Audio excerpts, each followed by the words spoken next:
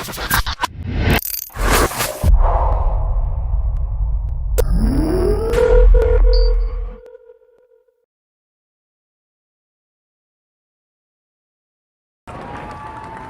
another week in hip-hop. Inphamus Amadeuz. I am activated for the Inphamus Hour. Summertime has arrived. Let me know how you're going to be spending your summer, spring, and much, much more here on the Inphamus Hour. Shout out to the loyal citizens of the show. Continue to rock with us each and every week. And, of course, listen to me on SiriusXM Shade 45, noon EST for the new hip-hop picks, 3 p.m. EST for the throwback classics. And if you've been in New York City, we have the Punchline Academy, which is rocking. It is active, and it is a cipher that goes down Shade 45 at 2 p.m. for the real lyrics. Says, leave auto-tune at home. This is not for you, okay? But if your dog can rap and your mother can rap, I definitely want them to send them my way. Hit the DM.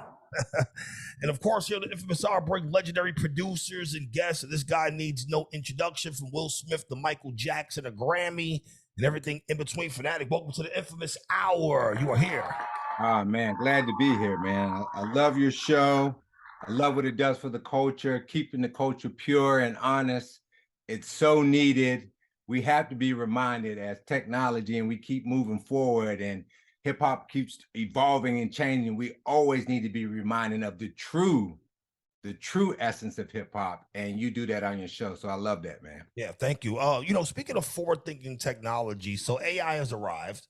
Yes. I've spoken about it. We have this very interesting clip where Timberland basically created a song with Biggie's voice. Mm-hmm. And I guess he was asked if he had the permission of Biggie's estate to do this record, right? So as someone who's worked in the bad boy infrastructure, I forget that. Just as someone who's produced legendary records, right?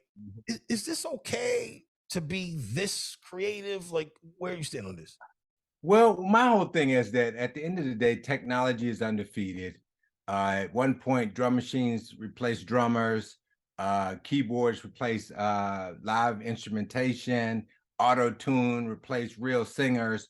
So at some point, you're going to have to adapt and adjust to it, because the thing about it is there's still a creative element that exists that separates those that just use the equipment and those that are great at it, because everybody couldn't be Pete Rock and use that SP1200 the same way or use it the same way Primo did. But everybody had one. But those guys stood out. And the same thing with auto-tune, when you talk about the Kanye Wests and the Futures and people like that, everybody uses it, but everybody doesn't use it the same way. Some people are really locked in and take their creativity and infuse that in there and take it to a whole nother level. Now, I think what's really gonna happen with this whole thing is they're going to stop announcing that they used AI technology to create these rappers, and they're going to stop using the names of these rappers that they sound like. So at that point, you just hear a great song on the radio and a guy that kind of sounds like Biggie a little bit, but you're not really saying who that is. That could be, G-Eazy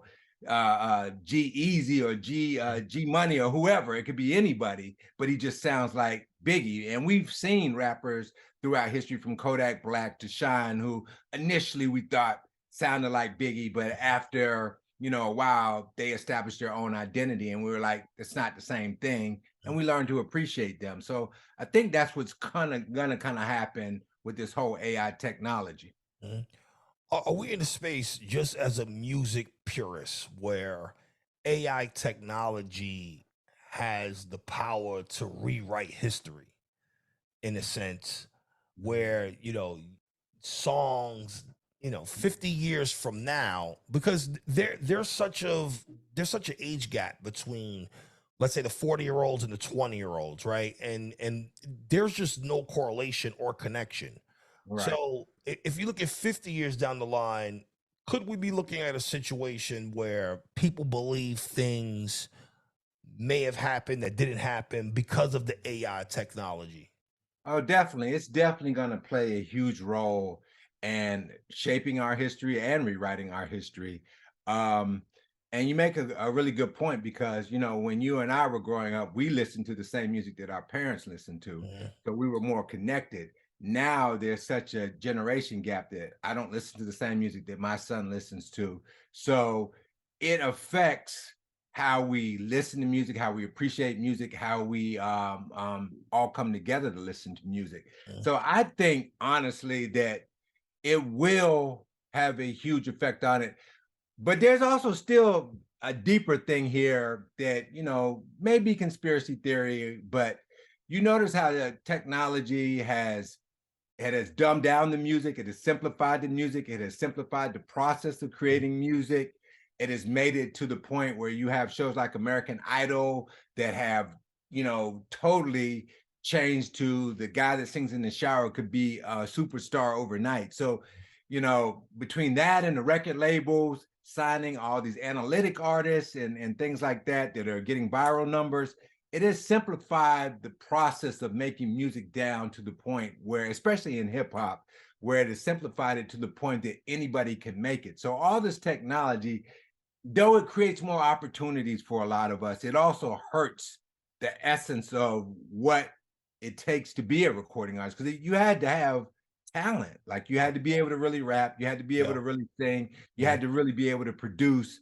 All of those things meant something, and they were unique, and only a small group of people could do it. But now everybody can do it, and as technology continues to evolve, it's going to be simpler and simpler for more people to make music and create music at such a very high level that it all sounds the same. So there's a danger to AI technology and technology in general, but it also opens up the doors of creativity for people to take music even further on. Because I know for a lot of these rappers, they can't afford a Drake verse, they can't afford a Jay verse. Why would they not try to take AI technology and feature one of those rappers on their record? And if they come out with something hot, how can you really deny it, you know? But one other thing too, there also is a human element to all of this thing where it's like only certain things are specific to what Jay would talk about, what he would say. There's a human element and how he thinks and how he creates his art that really can't be duplicated. So, you know, there are some places where we can still hold our own with this, which we do with hip hop. There are still purists in hip hop that still make pure hip hop and don't get caught up in auto tune and splice loops and all this other stuff as well. When you look at the arrival of auto tune, because auto tune has gone back to share, obviously, right? And then T-Pain came. Now looking back, T-Pain can actually sing. But when we heard Wayne and Kanye, here you have people that you know for a fact had no vocal talent as a singer. Right. And we're creating records like Lollipop and 808 and Heartbreak. So as a hip hop community and even as purists, should we be surprised that this is the case now? Because people have been infatuated with artificial voices and technology this whole time, specifically the younger audience. So should we be shocked that this is where we are? That's a great point. And what's so crazy about it is his partner in crime made the death of auto-tune that supposedly had shut it down and basically ended T-Pain's career. But then he comes right back and makes 808 and Heartbreaks, and Jay says nothing about it. It blows up on Watch the Throne. Kanye is definitely using auto-tune all through that album as well, and nothing is said about it by his partner. And it just becomes this big thing. So yes, we have become normalized by auto-tune at this point. And you know, I even look at the Grammy moment when Kanye did the record with Rihanna and Paul McCartney. This is like the biggest artist ever in Paul McCartney, and he's doing a record with Kanye West. And not once did he question, is Kanye going to sing on the record or is he going to rap? Nothing. He's performing with this guy who's singing through auto-tune. And the biggest question they have about this whole performance is the set design. Nobody even speaks on the fact that, like, yo, you know, he doesn't sing. He's rapping through auto-tune. But nobody says nothing because by this time, he has normalized auto-tune to us so much that it just becomes a part of the landscape and the culture. And now with the record labels, you know, artists are going there trying to make a hit record. They're not just going in expressing themselves. They're trying to make a hit record. So if auto-tune gives them an advantage so that what they're creating sounds like something that's already out that these A&Rs can't really hear, right? They can't really find like this diamond in the rough. They're all trying to sign the same thing. Of course, they're going to sign another record that has auto tune on it. It sounds like something else that already hit. Yeah. So, yes, we have been normalized to this to the point now. I feel like AI technology, especially with Timbaland just doing what he did. Yeah. Now you have a big name that is like co-signing that it's okay. I think eventually it's just going to fall into its space where everybody is doing it. Yeah. I want to get your thoughts as someone who produces, watching these guys using auto tune in a live setting. Like you were just saying with Kanye. Like I've seen Travis Scott, I've seen Migos. Yes. Basically, they're coming on the stage and auto tune is already connected to the mic. Yes. Not only that, they're just literally singing over the record. So what exactly is the point of someone going and purchasing a ticket when the same thing that you're getting you can just listen on Spotify or Apple Music? I believe I was reading a stat where the young consumer only spends $136 a year on music. $136 a year on music, right? And the most money they spend is the live setting. But why would you go there if you're actually not getting a live performance? Like, what exactly would these kids be paying for? And is it frustrating as someone who really produces to see how this has progressed? Yes, because I'm also in the artist space as the artist Billy Lennox, Mhm. and I'm doing music now, and I'm watching all of these shows and these festivals and going to them just to figure out how can I fit in, how can I make an impact on stage when I see this going on? Because when I look at it, my barometer is like when I look at Beyonce and Kendrick Lamar and all these artists that have put a lot into their show to make it different than these other rappers that just walk back and forth in front of the stage, sing on top of the vocals, sing on auto tune, throw water on the audience, and jump up and down. Right? It's 6:30. I come from watching Run DMC at the Funhouse kill it. I come from seeing KRS-One kill it. I come from being mentored by Biz Markie and Big Daddy Kane, seeing them with interludes and skits and crowd participation and all of these things that made their shows an event. How they went into the song, how they went into the medley, how they had choreography, how the DJ would break it down and scratch on the brakes, how the DJ would go back and forth on the wheels, all these different things that were the essence of what a live show was. And so to go from that to seeing where it is now, it's really heartbreaking to see that, because I feel like the live show is supposed to be the thing that takes you somewhere that the record didn't take you. Yeah. It gives you an experience that you've never seen before. When you put improv in it and you're stretching the song out and you're getting involved with the crowd, all of these different things make it a unique experience. But I'm seeing the same things, and I'm seeing it in arenas. I'm seeing millions of people in this arena watching this person sing on top of the vocals on auto tune. And I think it's like, I don't really understand it. I'm trying to adjust to really trying to understand what is it that the audience is really getting out of this moment. Yeah. Are they drunk? Are they high? What is it that makes this so special? And I'm still trying to figure that out. Yeah. When you look at so we had mentioned earlier that we listen to what our parents listened to, and these records have aged well. And even like early 90s records, like for example, like a Belle Biv DeVoe, right? Like Poison. I mean, that record rings off to this day. Yeah. You're getting the same momentum. Montel Jordan. I mean, even some of these 80s records like Frankie Beverly and Maze, and we can even go back to the 70s and Marvin Gaye. But when you look at this crop of musicians, 2000s, let's just say more closer to here, like 2015 and on, is there a concern that their music won't age well?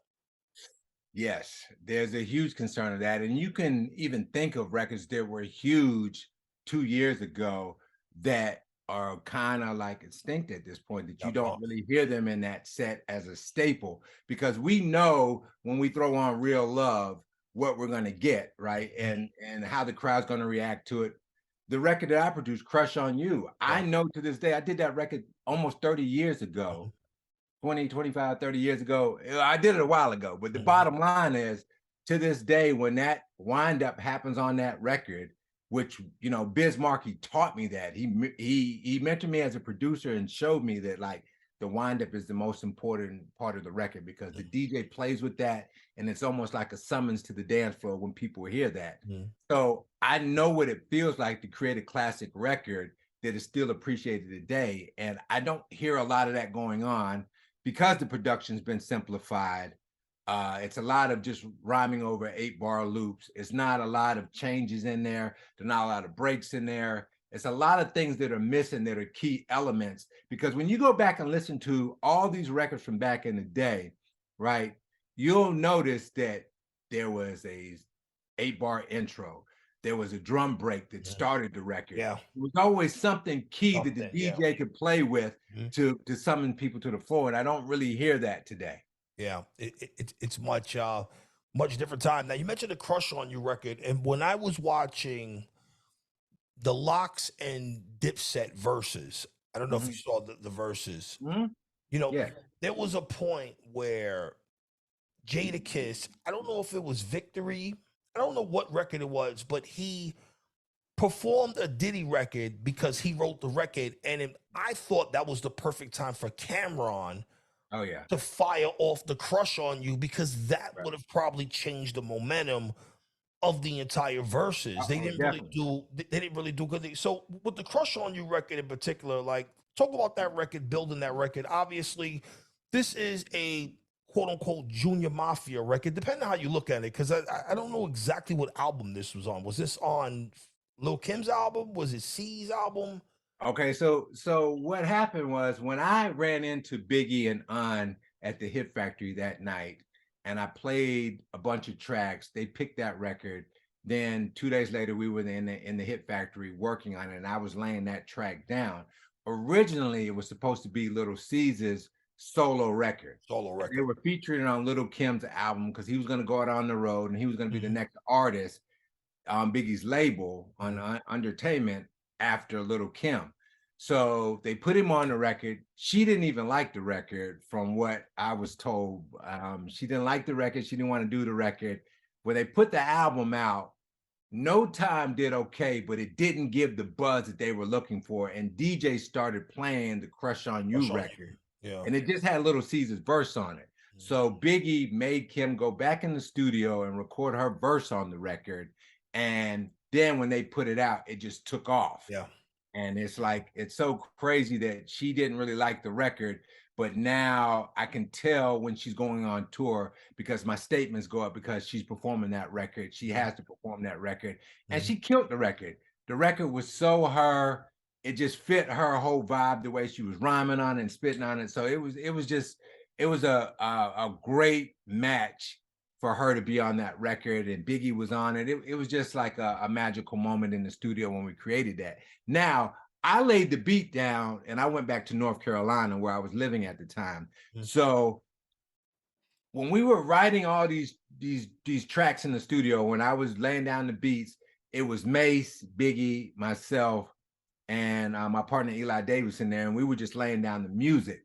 So we don't know if Mace wrote that, if Cameron wrote that. I didn't know that at the time. I just went to Aunt's house one day and I saw a bunch of dats on the wall with a bunch of my tracks that said Fanatic, Lil Kim, Fanatic, Lil Kim. It was a bunch of them up there. So they must have wrote for a lot of those records. And they weren't exactly signed at the time. So I think they were doing deals under the table where they were just getting paid off the right verses. So I later found out, just like you did, I found out on the Breakfast Club that Mace actually wrote that. I mean, Cameron actually wrote that. Cameron. I didn't even know that, you know. And Cameron was under the team. And it's interesting you say that, because I remember, so I have like two versions of this record. I have one version was just Lil C's. Right. And then you have the remix. And this record rings off no matter where you are. Once you're in an R&B setting and you're in that 88 tempo space, this record is the go-to record. It's up there with the Heavy D joint. It's up there with 50. I mean, this record blows the roof off. So when you were creating that record, did you kind of know this is what it was going to be, or you had to kind of play it out? Because, you know, as producers, like, nah, this is gas right here. Like, come on. Well, the thing about it is, as a producer, we all make a lot of tracks, but every 20 or 30 tracks we come across that joint that we make that we're like, I know this is it. This is the one. You know, we have those, right? And the thing about it is when I made that track, I probably made it 3 years before I actually sold it, right? Mm. And I was taking meetings and I was playing it for all these executives and A&Rs, and nobody would bite on the record. And Biggie had the foresight to hear it and see what it was and lay the right hook on it. But at the time when I created it, I had no idea. I thought it was a great track, and it was one of the tracks I would always play when I'm playing tracks for people. It was one of the first ones I would always play. I knew it was something, but I didn't know it was going to be that big. I just think it was a marriage of Biggie being on it and how hot he was at the time and what he did to it, and Lil Kim as well, and Little C's. I just think it was the right time. Amadeuz was trying to make a statement. So and the DJs, I gotta give it up to the DJs because you guys like really gave that record some life that allowed it to be a staple. Mm. And you see, you hear it on R&B records, people sing over it. You hear it. I've even heard Kurt Franklin do something with it. I hear it in gospel. I hear it all over the place. I hear it in jazz. So I even got to meet the original person, Jeff Lorber, who actually did the record and ended up collaborating with him. So that record just opened up so many doors, and it was just a moment where I knew I had something when I created that record in my bedroom. And it just feels so good when you make something like that and you're in the party and nobody knows it's you there that created that record, and you're standing in the corner just watching people react to that record years later, man. It's a magical experience, man. Yeah. Was there some sort of label clearance situation why Biggie is not credited on the record, or is it more that's the way that he intended to do it?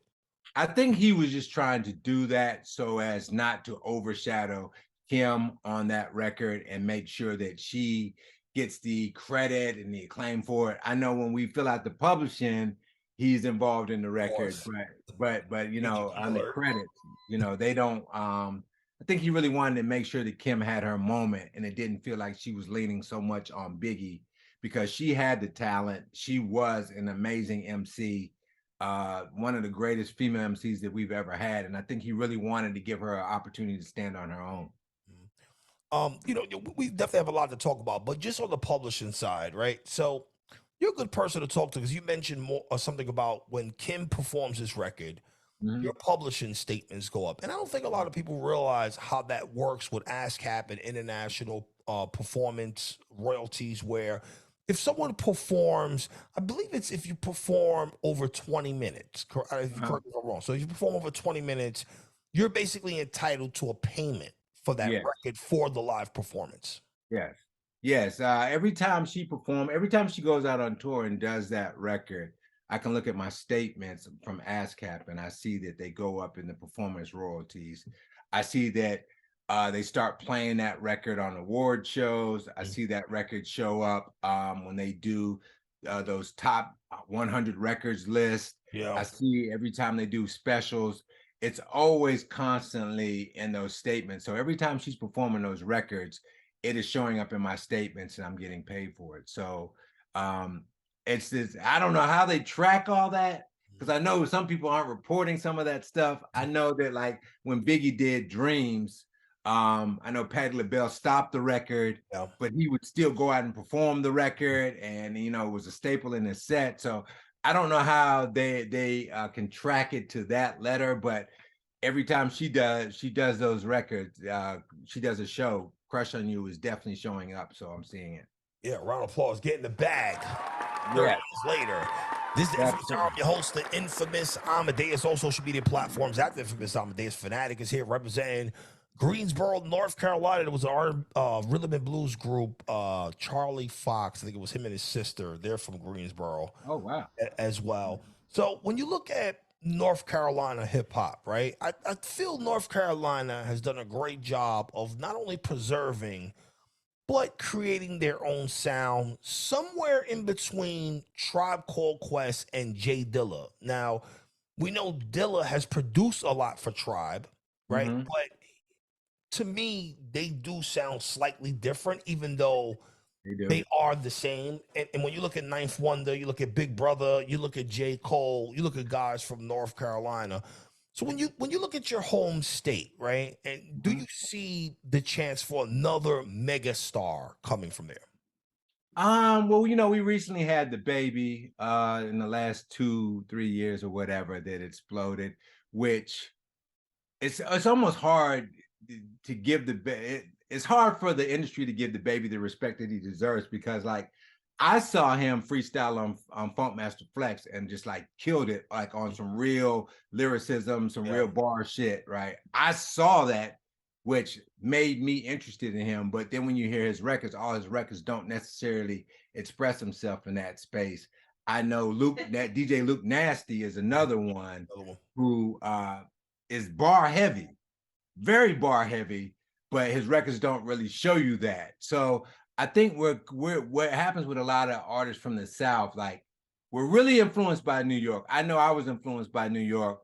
Ski Beats came from my camp. He's influenced by New York. Mark Sparks came from our camp. He's influenced by New York. So a lot of us, we got a lot of influences from New York because a lot of those kids from New York come to go to school down south Yeah. and they bring the music. Hmm. I know when I was there, they were bringing the Red Alert and the Marley Marl tapes down Yeah. there. So we were getting influenced by that very early on.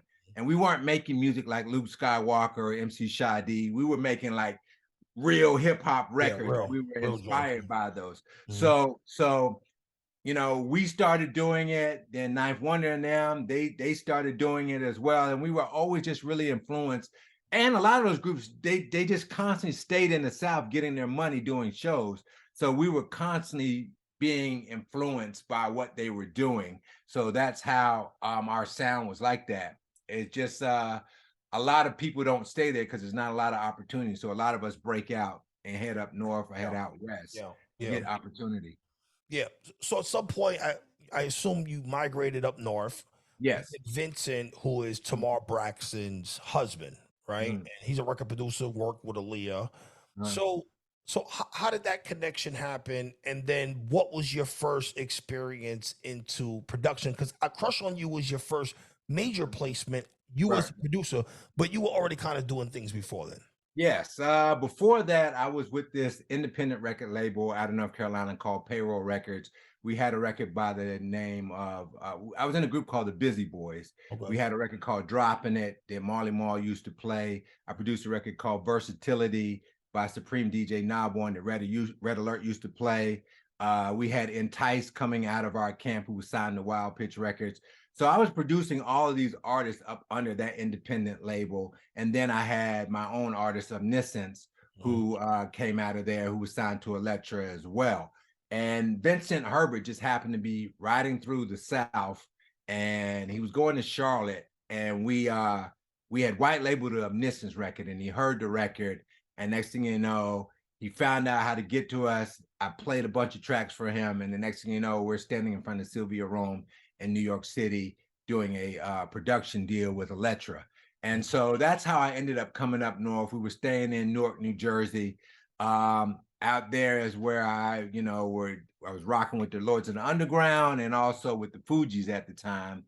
And some things happened. But it was just that's where we all started at, just producing in the South and then just coming up north. Mark Sparks came up here, produced Grand Poobah, produced Mhm. Shoot for Salt and Pepper, Special Ed, Ski Beats, of course, Dead Presidents. Presidents. I mentored those guys, taught them how to produce records, and then they came up here and just exploded Mhm. and just took over the city with their sound. It was all our sound that we had. We had a signature sound that we were doing that was a little different than everybody else, and they all blew up. And we're actually working on a documentary about our whole career of those producers that were from the South and what we ended up doing. So it was just a great time and just really just knowing that this is what we were meant to do. So we had to go to New York to do it. Yeah. If you're in the know, you know that you've like if Mm. you know that you've did some work on the score, Fuji, Yes. right? Yeah. Which is this is hailed as one of the top hip hop albums, at least in the top 100, right? Right. You can put in the top 100. Mm. Lauren killing it. Obviously, Praz, a lot of weird stuff going on with Praz. That's a whole other conversation, right? So what was your work before we get into the Killing Me Softly thing? So what was your general work on this project? Were you assisting in production on multiple records? Yes. So Vincent Herbert introduced me to the Fugees at the time because it was a whole Jersey thing going on with Redman, Lords of the Underground, and Fugees. So everybody was connecting and linking up with each other, either doing shows or doing production. So he introduced me to them. Proswell used to pick me up every day, take me to, they were working in, I think it was East Orange in the Booger basement. Mm. And I was going there every day. I would take my SP 1200 over there, and I would go over there every day and just catch a vibe with Wyclef. And I was programming beats because at the time, you know, if you listen to the production on the album previous to that and then the score, you can tell that the drum production was totally different. Totally So different. what I saw was like Wyclef was great musically, but he didn't have the dirty, raw drums. And when he heard our stuff, he wanted to work with me. So I went over there and I started laying down beats. And at the time, they didn't have their budget. So I was advised by management, like, not to go back over there until they pay you. And so I never went back over there after laying down a bunch of tracks. And then the record comes out, and I'm like, I'm hearing my drums, and I'm like, wait a minute, I'm hearing this beat that I programmed when I was over there. He puts a bass line on it.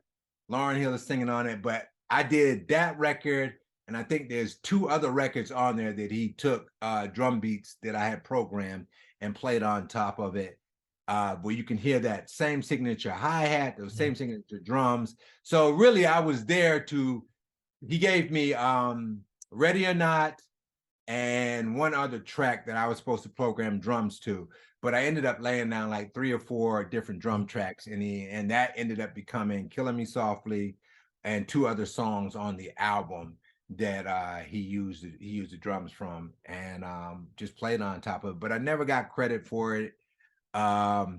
What's funny is I saw him later. I never got credit for it, but the lawyer I had at the time advised me not to sue them because Was there a specific reason why he would advise not to do well, that? she at the time had some dealings with Sony. And when you go up against a major corporation like Sony, like, you have to have a high-powered legal team because it's a major corporation that's going to stall you out.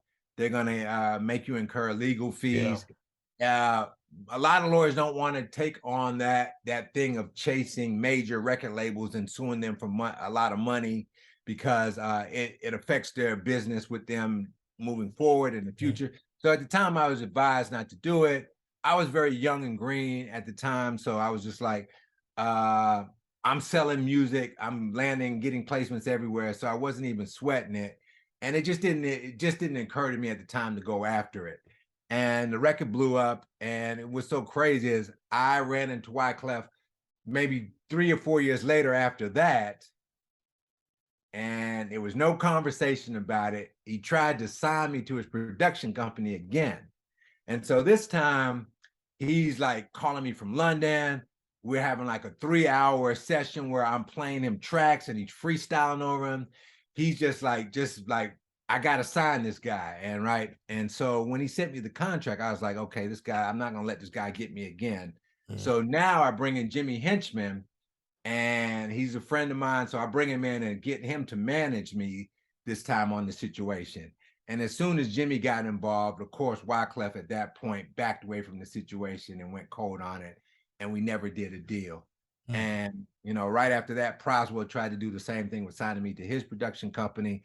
So it was just like really interesting how these guys would take advantage of you.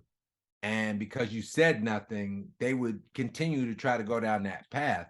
But I don't really hold any animosity against none of those guys. I'm not bitter about the situation because at the end of the day, I know a lot of these people are products of things that happened to them early in their career. Correct. Yeah. A lot of them do the same thing. And you're not getting through this business without scars. You're going to have some scars in this business. And so at the end of the day, I look at it as like, I know I did the record. They know I did the record.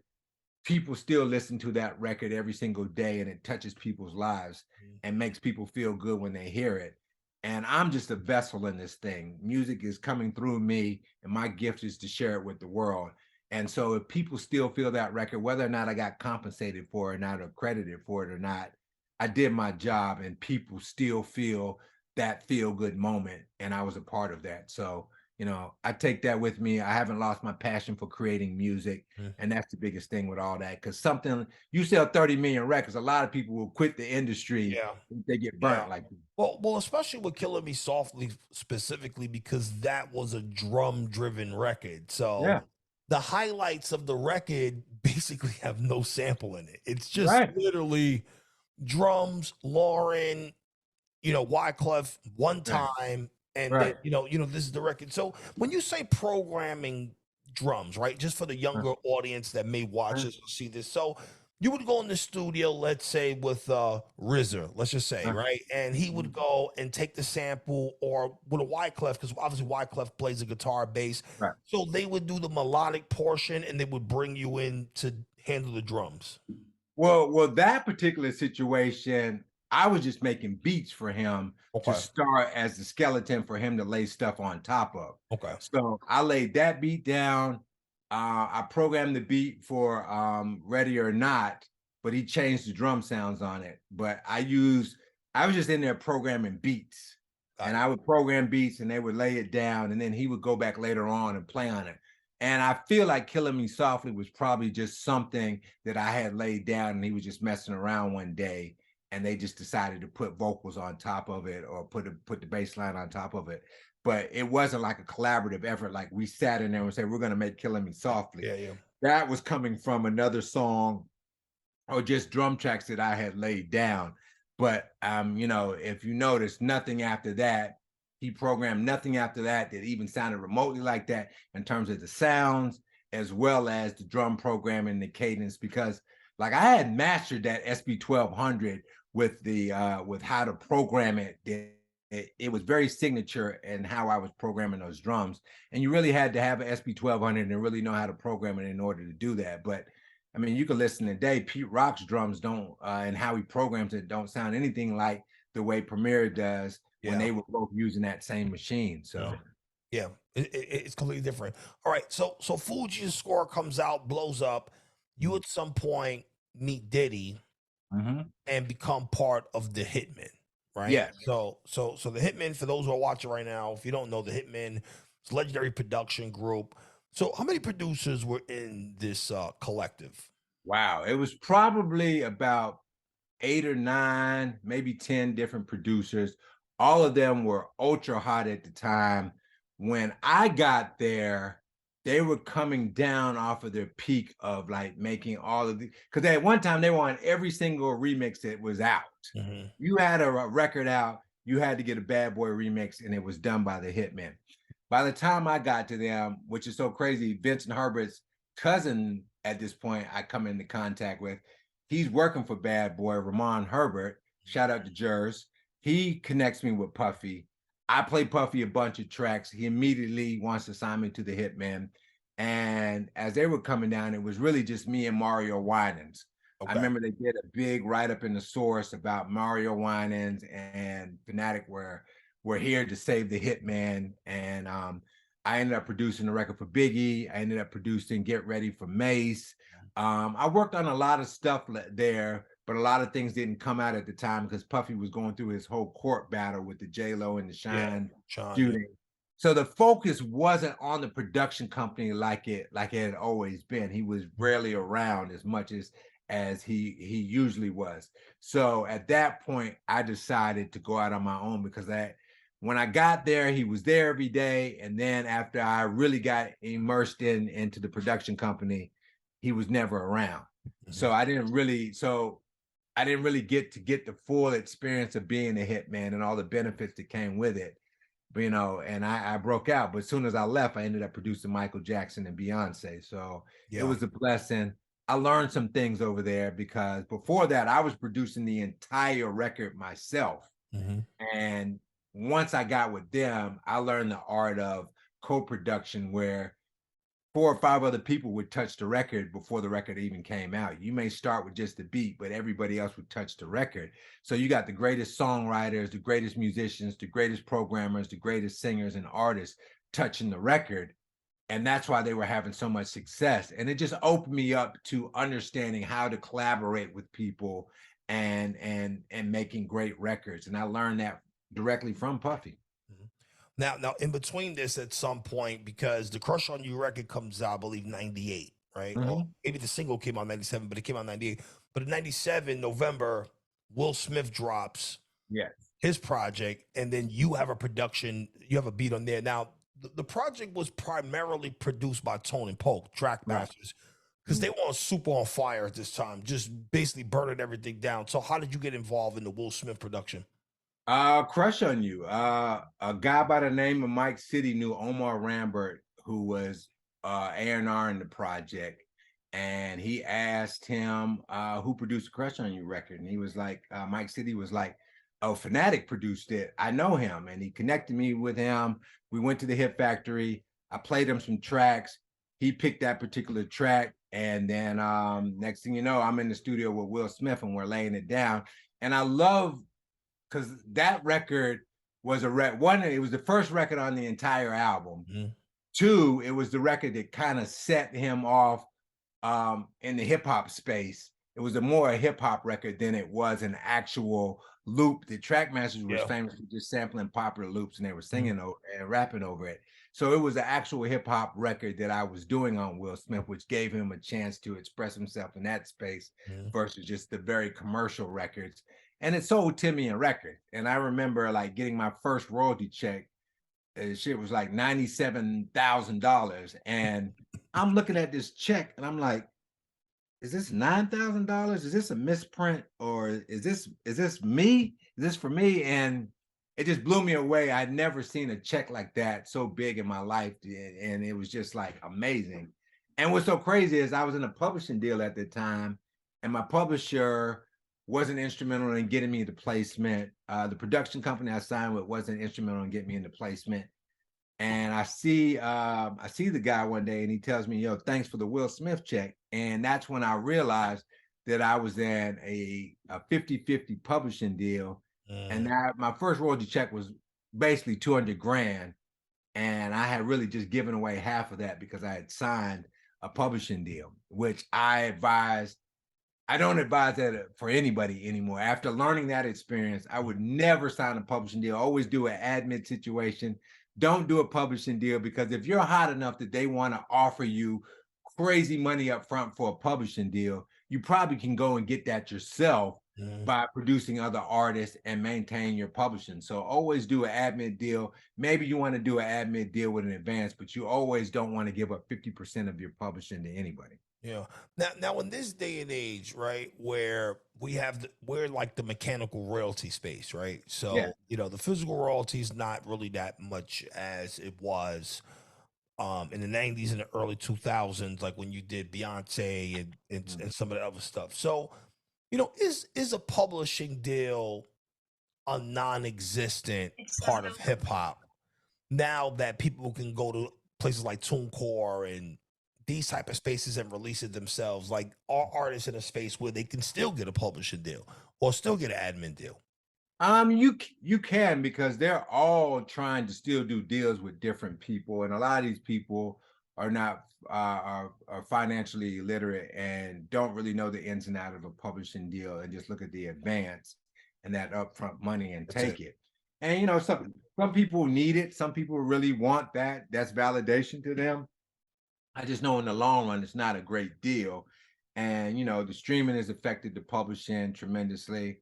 Um, I don't recall when I did my publishing deal even being in a conversation about streaming. So I don't know where they negotiated this half a quarter of a penny, all this shit. Like I never negotiated that. I don't even know how it's even how they can even go and negotiate a third party deal like that without talking to you first. Yeah. But it's happened. Even the iTunes deal where you're selling my music for 99 cents. I don't recall, us even deciding that my music is worth 99 cents. Mm. So, it's the publishing game is a little tricky now. But there is information like your podcast where you are giving out information on the ins and out of publishing, and it's all over Instagram on various sites and things that people are talking about. So there's more information out there about it if you seek it. But the publishing game has definitely changed a little bit than before. But it just depends on if they're really going to work your publishing, if they're going to help you get these syncs, these major syncs on film and TV, if they're going to put you in the room with these major artists that you know are going to do huge numbers in terms of record sales and do huge numbers at radio in terms of spins and views and likes and all these different things, there are some advantages to it. But you just have to really understand what you're getting into, because when you're hot, they're all on you. When you're not hot, you can't even get them on the phone or get a meeting with them. Yeah, man, real talk. This Infamous Hour, be host the Infamous Amadeuz, all social media platforms. That's Infamous Amadeuz. So here in the Infamous Hour, we have a top 5 segment. We've done everything from top 5 fast foods to top 5 this. So my question for you today, top 5 hip hop production all time. Top 5 hip hop beats all time. Shoot for it. Oh, number 5, and this is no particular order, but these are my 5 favorite ones. I gotta go with "Made You Look" by Nas. Gotta go with that one. Gotta go with "Who Shot You." Biggie. Gotta go with probably gotta go with G Thing. I gotta give Dr. Dre some love. I gotta go with G Thing. 2 more. I just remember how I felt when I heard "Reminisce Over You" with Pete Rock. I gotta go with that one. And the last one, this is not a so popular one, but it really influenced me a lot. I gotta go with "The Credit Is Due" by Gangstar. Gangstar. Yes. That record and the production of that record just blew me away, and it inspired me so much. I mean, all the Primo stuff inspires me. Yeah. He's had some bigger ones, but that is one that is overlooked as production-wise. I just think was just like really, really dope. It just got me going. Top 5 hip-hop beats. Fanatic in the building. The Infamous Hour. We are here. Heaven Can Wait, Micheal Jackson. Where does that sit when you look at your career? And obviously Micheal Jackson is the pinnacle. Oh, definitely. Of urban musicians, right? So when you look at getting the chance to have produced for Micheal, how does it make you feel as someone, coming from North Carolina, struggling, having beats taken from you, and then you get a production placement like this? And does it kind of feel like it's all worth it in the end? Oh, definitely. It's always worth it. Any of those moments producing any of those artists is always worth it, because we all know when that phone stops ringing, we all know how hard it is to get a placement. We know how political it is to get a placement. So many times you may have the best record on the album, but you get overshadowed because they have a big name producer on the record. But for that record, like you said, coming from Greensboro, North Carolina, like I don't even know anybody in Greensboro that ever met Micheal Jackson, had a conversation with him or any of that. And you grow up watching him on TV and the cartoon and all this stuff. And all of a sudden, the guy Mike is standing like 2 feet in front of you, having a conversation with him about music. It's not just high and by, like you're really talking to him and he's telling you how much he loves the song. And at the time, it was the last time that Micheal actually physically went to the studio and recorded vocals on a song. Wow. Everything after that was just taking his vocals and putting them to new production.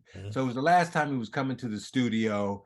And for me, Micheal hadn't done a record about a woman, interaction with a woman, a ballad about the interaction with a woman in a very long time. Everything previous to that was mostly Heal the World type record.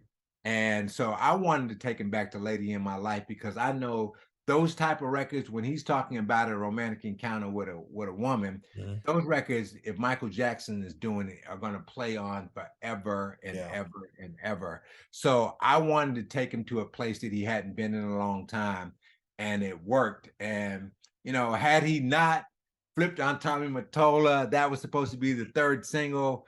I can only imagine what that video would have looked like with the subject matter of the song and what it would have been.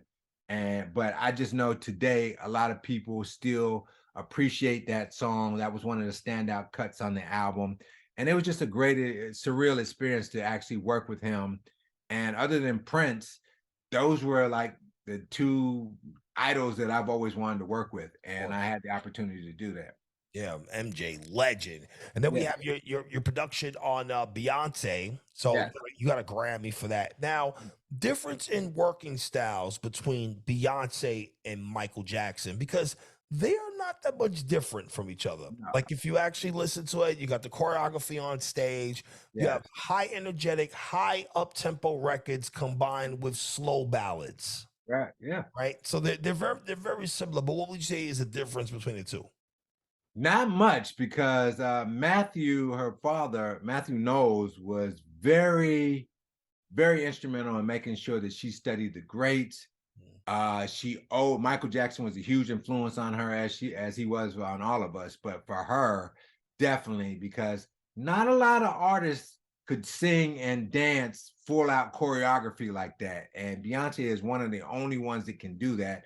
And that was a staple. If you watch Michael Jackson growing up and you see him on Soul Train and in concert, he was always spinning around, dancing full out, singing, and it sounded perfect. So they were just working in the studio with them. She was a perfectionist because most of the time they lay their vocals, they don't even come to the mix session. She's coming to the mix section session. She's showing me what takes she wants. She's commenting on the production. She's like really involved in every aspect of the record. And I know Michael is the same way. When we worked on him, he did vocal exercises for like 2 hours before he actually came in and sang a note. So he actually worked on vocal exercises for 2 hours and only sang for 30 minutes and Really? then left. But just his commitment to warming up his vocals. I work with a lot of artists. I don't see no artists warming up their vocals before they sing. They just come Yeah. in and sing and that's it. So he was very much a perfectionist in everything he did, and she was the same way. Mhm. Now, when you look at your career, was there anyone that you worked with that you felt may have had more potential but didn't get a fair shot? Like any artist in particular, you like, damn, that person had the major backing or had they had the right situation. The only one that I can really think of was probably this rapper I had by the name of Omniscience. He was on the Ill Style Live that Electra put out.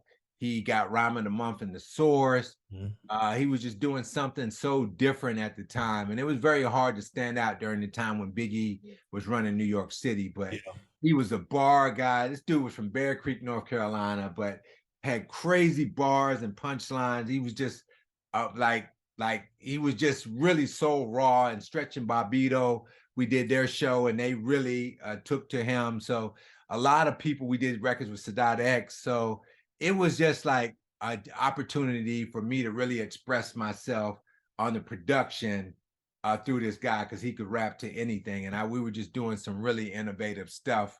But Letra didn't really get the vision and they didn't put the record out. But other than that, Mace, when he got to the second album, he retired on my single. I finally get the first single, but Mace retires on that record.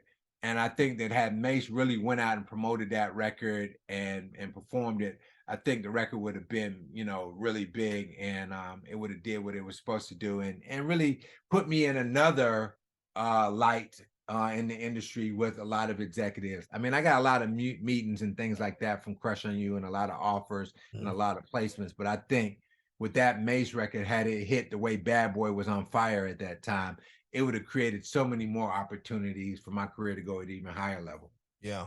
When you look at, because I saw a YouTube clip, and well, I didn't actually watch the clip, but it's an interview with you, and then it says "Surviving Diddy." Like this is the clip. It's your name, and then Yeah. it's "Surviving Diddy," right? Yeah. So, do you think that I don't want to single him out, but do you Uh-huh. think that a lot of people who are in that position may have gotten a negative rep for their business practices when maybe they were trying to do the right thing, but they were young, they were dumb, Right. nobody had money at that time, and you're getting money for the first time, right? So you're Right. just going ballistic. You think you're doing the right thing, in all actuality, you're not. So Right. is it a fair assessment to blame them for that, or do you think it's everybody's fault? Like, what is your outlook, especially being in the situation? I mean, I've worked with so many people, big name people, that it's just a part of the business that they do that, you know. And I've experienced it firsthand where they're taking advantage of you, and you're always put in that situation of the opportunity versus the money and things like that. A lot of it is misinformation. A lot of it is, they had it done to them, and so they just think that that's the practice. Like even now, you see artists take a piece of the publishing and have nothing to do with writing it. You see managers taking a piece of the publishing that had nothing to do with it. And a lot of people just are just a product of what they were exposed to, and they end up doing it. And I've never been like that, because for me, I always feel like, I don't want the reputation of being that guy that always took advantage of somebody, because you never know when you're going to run into that artist you really want to work with, Correct. you really want to be a part of your camp. But those those things that you did in the past follow you, and they're apprehensive about working with you. So I've never done that, but I know a lot of people do that. A lot of people have it done to them, and it just becomes common practice. But when you look at the record contract is bullshit, but it's like a common practice that has been happening for so long that we just feel like, oh, it's just the nature of the business. It's just normal. And we'll take the picture with them and smile when we sign. But Mhm. we know it's all immersed in exploitation. The whole deal is. And then when you even really think about it, with 7 albums, how many artists really make it to 7 albums? Mhm. How many artists are at the creative apex? Like when they sign, how many people are in that same creative space 7 years 7 later? albums later, yeah. Everything has changed. Your financial situation has changed. Your friends have changed. Everything around you, your inspiration has changed. The women, the money, the cars, the lifestyle, everything has changed. So how can you still express yourself that authentically and pure 7 albums later when your Yeah. whole world has changed? It was impossible for Micheal Jackson to make Thriller 4 albums later, when his whole life changed from Off the Wall to Thriller. He became the biggest artist in the world. Yeah. Everything changed. It's impossible. There's only like maybe 3 artists that have ever really done this. And I want to say probably R. Kelly, who reinvented himself multiple times and kept going, the Beatles, and maybe Earth, Wind, and Fire. Very Mhm. few artists. Right. Drake has done it. Yeah.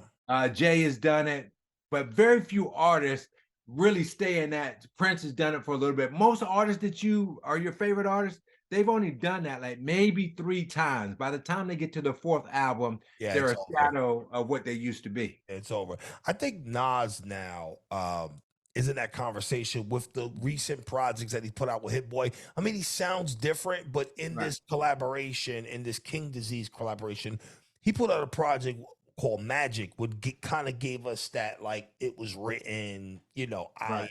feel. But I definitely get what you're saying, Fanatic, on the Infamous Hour. So Right. so final question: when it all goes down and it's all said and done, what do you want your legacy to be? And then where do you think hip hop is going in creative spaces? The music changes every 4 to 5 years. I'm Mhm. telling my kids, they're like drill forever. I'm like, no, you didn't hear house music. You didn't hear New Jack Swing. Where is that now? Where's TKA? Where is freestyle? It's not here anymore, right? So, Right. so legacy, and then where do you think creatively urban music is going? Well, my legacy, like even if I stopped today, I was so blessed and fortunate to work with probably 4 or 5 of the biggest icons in popular music ever, from Beyonce to Michael Jackson to Biggie to Will Smith to Lil Kim, Boys the Man, Anthony Hamilton. I have a resume of just incredible artists that are timeless and will go down as the biggest artists of that era. So that's one thing, but also being a producer that could move from different genres from doing hip hop to doing R&B. Now I'm doing rock and roll in that space with the Billy Lennox project. And so just being a well-rounded producer and not just being pigeonholed in that space of just doing one genre of music or one style of music. Because we see so many producers they create this amazing sound and get stuck and can't get out of that sound. Whereas I look at producers like Quincy Jones that did everything from jazz to hip hop, R&B, soul, everything. I look at Rick Rubin. Rick Rubin is the one that I really look to as somebody who went from producing It's Yours to the Beastie Boys to you know, everything else that he's produced outside of hip hop. And it just shows me that when you're a real true fan of music, you can find a way to express yourself in any genre. And I hope that when I'm done, people look at my career and my body of work and they can see the progression, the growth, and how well-versed I was and my passion for music. Now, in terms of where do I see hip hop going, it's so hard to say because it's always changing. Something new is coming. The problem that I have is I just don't want the labels to be so involved in the process that it alters, or technology, that it alters the way that we're creating music. And, you know, you have a lot of artists trying to sound like somebody else in order to get signed. I want us to get back into real artist development, real star power, where you're signing real superstars and real artists that have something unique that makes them stand out. And you see longevity in this artist. When you're signing these artists, you believe that they're going to make 4 and 5 albums, you know, because they're going to keep growing and expanding and growing. Not somebody that you're signing just because of a single and they become, you know, a one-hit wonder. They would vibe for that 6 months and then you never hear from them again. You know, I thought Designer was dope, and you know, then he just disappeared. And so so I just hope that we're more cautious and taking care of the culture, the way that you guys are doing, the way that there's a fusion of the old and the new, the way that we're making people respect the culture, and it's not exploited and it's not taken somewhere that is so far from the essence of it. Because MCing should always be the essence of hip hop, no matter what. Like even when Biz Markie was doing something different than Rakim, it was some still MCing going on in there, you know, whether it was Big Daddy Kane writing his rhymes or whatever, it was still MCing going on. So, and the beats what Marley was putting under there, it was still something that was authentic to the essence of hip hop. So I just hope that we maintain the essence of hip hop in everything that we do as we create it, and we fuse it with other genres of music and just continue to make it an amazing creative art, because it changed a lot of our lives. Like we wouldn't even be doing this if it wasn't for hip hop. That's right. Fanatic on the Inphamus Hour, Billy Lennox, rock and roll star, coming soon. This is the Inphamus Hour. I'm your host, the Infamous Amadeuz, all social media platforms at the Infamous Amadeuz. You know where to find me at SiriusXM, Shade 45 every single Thursday. And if you're in the New York City area, I have a dope free event called Punchline Thursdays, where we offer artists the free opportunity to get their record debuted on the radio by displaying their emceeing skills. Make sure you follow at the Punchline Academy, and shout out to our official sponsor, 97 Piff, the first ever Haze and Hydro organic can of butter. Till next time, see you then. Stay COVID-19 free. I'm out of here.